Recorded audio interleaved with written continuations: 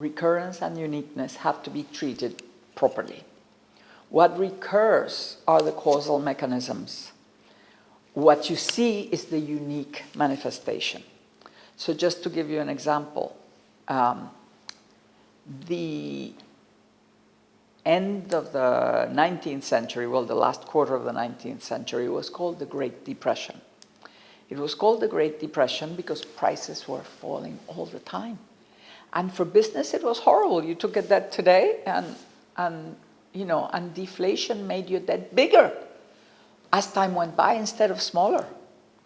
Well, at the end of the 60s and the 70s was structurally the same as the 70s and 80s in the 19th century, and that was called the Great Depression, and this was called stagflation.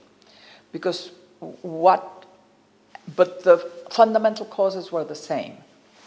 At that time, there was a set of technologies that were mature, and the new technologies were allowing much greater productivity and much lower prices. So you had two reasons for prices to fall. One was that anything related to the new revolution, steel, chemicals, etc., was going down in price. The other is that anything related to the old revolution was completely exhausted, and therefore, at that time, in order to compete, people were selling it cheaper and cheaper. So both were coming down.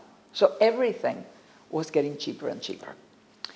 By the time we got to the fourth wave in the 1960s and 70s, the habit of using inflation as a mechanism, which was taught by Keynes, you can use inflation to increase employment, you could fight unemployment with inflation.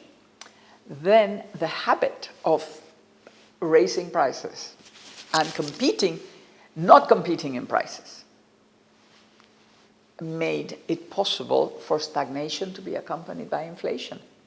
But if you look at prices at that time, everything related to electronics was going down. So you had deflation in electronics, inflation in everything else. They had a cost inflation for the same reason, because everybody used the same policy. So you had the same recurring phenomenon as a cause in both cases. In one case, it was expressed in deflation, and it was called the Great Depression. In the other case, it was expressed in inflation and deflation in the new things, and it was called stagflation because it was the same stagnation as you got in the other case, but without the deflation. So it was less painful, even though it was quite painful.